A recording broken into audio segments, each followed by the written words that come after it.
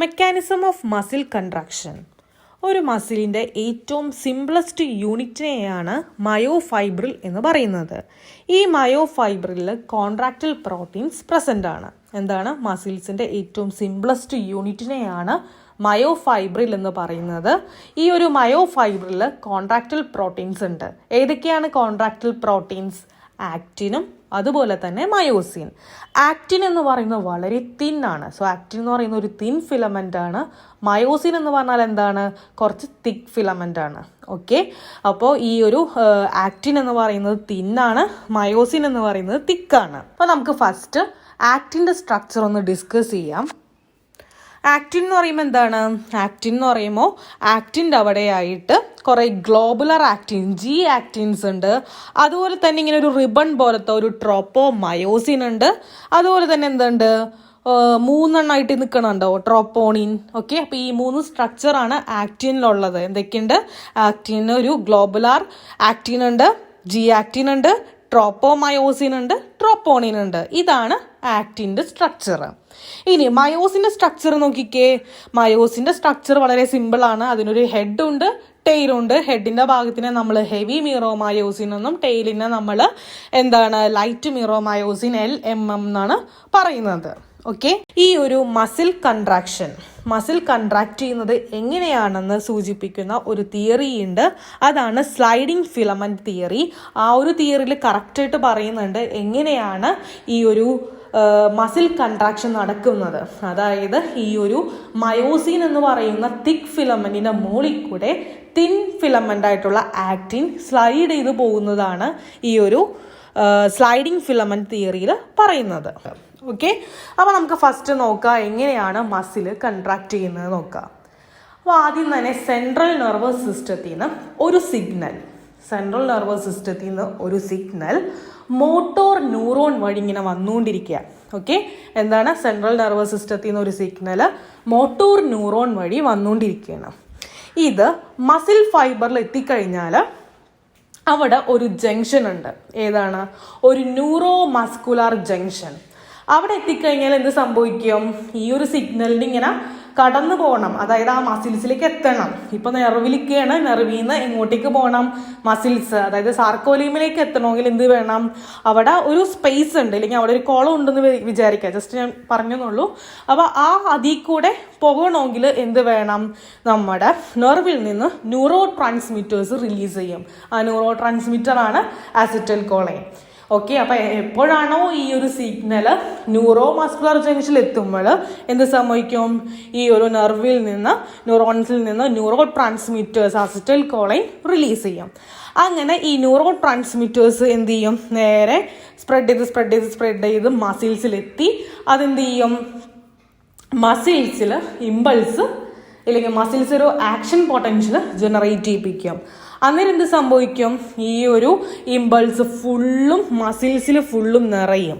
അന്നേരം എന്ത് സംഭവിക്കും? മസിൽസിൻ്റെ അവിടെയായിട്ട് എന്തുണ്ട്? സാർക്കോപ്ലാസ്മിക് റെറ്റിക്കുലം, നമ്മുടെ സെൽസിലുള്ള എൻഡോപ്ലാസ്മിക് റെറ്റിക്കുലം പോലെ തന്നെ മസിൽസിലുള്ള സാർക്കോപ്ലാസ്മിക് റെറ്റിക്കുലവും എന്ത് ചെയ്യുന്നുണ്ട്? ഈ ഒരു ഇമ്പൾസ് കിട്ടുന്നുണ്ട്. അന്നേരം സാർക്കോപ്ലാസ്മിക് റെറ്റിക്കുലത്തിൽ നിന്ന് ധാരാളം കാൽസ്യം ഇങ്ങനെ റിലീസ് ചെയ്യും. മനസ്സിലായോ?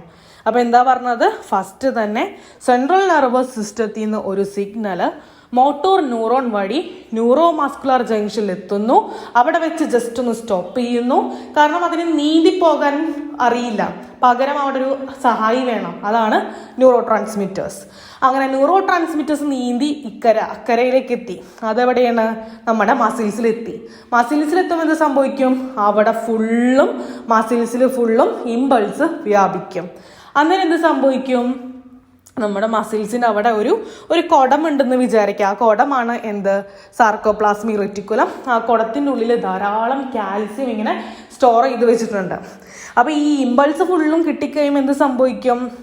സാർക്കോപ്ലാസ്മിക് റെറ്റിക്കുലത്തിൽ നിന്ന് ഇങ്ങനെ കാൽസ്യം കുടുകൂടാന്നിങ്ങനെ റിലീസ് ചെയ്തുകൊണ്ടിരിക്കും. ഓക്കെ, അങ്ങനെ എന്ത് സംഭവിക്കും? കാൽസ്യം ഇങ്ങനെ റിലീസ് ചെയ്യുമ്പോൾ ഇത് ഫുള്ളും സാർക്കോപ്ലാസത്തിലേക്ക്, അതായത് അവിടുത്തെ സൈറ്റോപ്ലാസത്തിലാണ് ഇങ്ങനെ റിലീസ് ചെയ്തുകൊണ്ടിരിക്കണേ. അപ്പോൾ എന്ത് സംഭവിക്കും? മസിൽസിലുള്ള കാൽസ്യത്തിൻ്റെ അളവ് അങ്ങോട്ട് കൂടും. ഓക്കെ, എന്താ സംഭവിക്കണേ? മസിൽസിലുള്ള കാൽസ്യത്തിൻ്റെ അളവ് കൂടും. അങ്ങനെ കാൽസ്യത്തിൻ്റെ അളവ് കൂടുമ്പോൾ കാൽസ്യം എന്ത് ചെയ്യും, നേരെ നമ്മുടെ ആക്റ്റിൻ ഫിലമെൻറ്റിലെ ആക്റ്റിൻ ഫിലമെൻറ്റിൻ്റെ ട്രോപ്പോണിൻ എന്ന് പറയുന്ന പാർട്ട് ഉണ്ട്, അവിടെ വന്ന് ബൈൻഡ് ചെയ്യും. മനസ്സിലായോ? ആക്റ്റിൻ ഫിലമെൻറ്റിൻ്റെ ട്രോപ്പോണിൻ എന്ന് പറയുന്ന ആ ഒരു 3 വട്ടം പോലത്തെ ഒരു സംഭവം ഉണ്ടായിരുന്നില്ല, ട്രോപ്പോണിൻ, ആ സ്ട്രക്ചറിൻ്റെ അവിടെ വന്ന് ബൈൻഡ് ചെയ്യും. അങ്ങനെ ട്രോപ്പോണിനുമായിട്ട് ബൈൻഡ് ചെയ്യുമ്പോൾ ആർക്കാണ് മാറ്റം വരുന്നത്? ട്രോപ്പോമയോസിന് ഒരു കൺഫോർമേഷണൽ ചേഞ്ച് സംഭവിക്കും. മനസ്സിലായോ? അപ്പം ട്രോപ്പോണിനുമായിട്ട് കാൽസ്യം ബൈൻഡ് ചെയ്തത് ആർക്കും ഇഷ്ടപ്പെട്ടിട്ടില്ല? ട്രോപ്പോമയോസിന് ഇഷ്ടപ്പെട്ടിട്ടില്ല.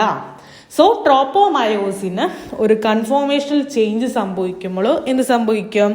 അതായത് ആ ഒരു ട്രോപ്പോമയോസിൻ ജസ്റ്റ് മൂവ് ചെയ്തു എന്ന് ആലോചിച്ചാൽ മതി. മനസ്സിലായോ? അതൊരു റിബൺ പോലത്തെ ഒരു സ്ട്രക്ചറായിരുന്നു ട്രോപ്പോമയോസിൻ. അതിങ്ങനെ നീങ്ങിയപ്പോൾ എന്ത് സംഭവിച്ചു? ആക്റ്റിൻ്റെ ആക്റ്റീവ് സൈറ്റുകളൊക്കെ എക്സ്പോസ് ചെയ്തു. അതായത് നേരത്തെ ഈ റിബൺ കൊണ്ട് മൂടിയത് കൊണ്ട് ആർക്കും വന്ന് വേറെ പുറത്തുനിന്നുള്ള ആർക്കും വന്ന് അവിടെ ബൈൻഡ് ചെയ്യാനായിട്ട് പറ്റണുണ്ടായിരുന്നില്ല. പക്ഷേ ഈ റിബൺ ഒന്നും ജസ്റ്റ് നീങ്ങിയപ്പോൾ എന്ത് സംഭവിച്ചു? ആക്റ്റിനിൻ്റെ ആക്റ്റീവ് സൈറ്റുകൾ എക്സ്പോസ്ഡ് ആയി. ഓക്കെ, അപ്പോൾ ഈ ഒരു സമയത്ത് എന്ത് ചെയ്യും? വേഗം മയോസിൻ നോക്കി നിൽക്കുകയാണ്, എങ്ങനെയെങ്കിലും ആക്റ്റിനുമായിട്ട് ജോയിൻ ചെയ്യണം എന്ന് ചിന്തിച്ചിരിക്കുന്ന സമയമായിരുന്നു. കറക്റ്റായിട്ട് ഈ ട്രോപ്പോമയോസിൻ ഒന്ന് നീങ്ങി തന്നിട്ടുണ്ട്. ഇനി എന്ത് ചെയ്യും?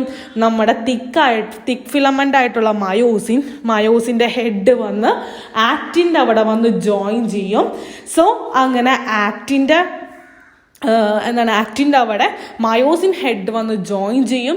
ഇതിനെയാണ് ക്രോസ് ബ്രിഡ്ജ്, അതായത് ക്രോസ് ബ്രിഡ്ജ് ഫോർമേഷൻ എന്ന് പറയുന്നത്. ഇതിന് ധാരാളം എനർജി ആവശ്യമാണ്. ഈ എനർജി കിട്ടുന്നത് എന്താണ്? മയോസിൻ്റെ അവിടെ അറ്റാച്ച് ചെയ്തിരിക്കുന്ന ATP മുറിയും ഹൈഡ്രോളൈസ് ചെയ്യും, ATP സ്പ്ലിറ്റ് ചെയ്യും. അങ്ങനെ ATP മുറിഞ്ഞ് ഇവർക്ക് വേണ്ട ADPയും ഫോസ്ഫേറ്റ് കിട്ടുമ്പോൾ ഇതിനാവശ്യമുള്ള എനർജി കിട്ടും. അങ്ങനെ ക്രോസ് ബ്രിഡ്ജ് ഫോം ചെയ്യും. മയോസിൻ ഹെഡ് എന്ത് ചെയ്യും? മയോസിൻ ഹെഡ് ആക്റ്റിനുമായിട്ട് ബൈൻഡ് ചെയ്ത് ക്രോസ് ബ്രിഡ്ജിൽ ഇരിക്കുകയാണ്.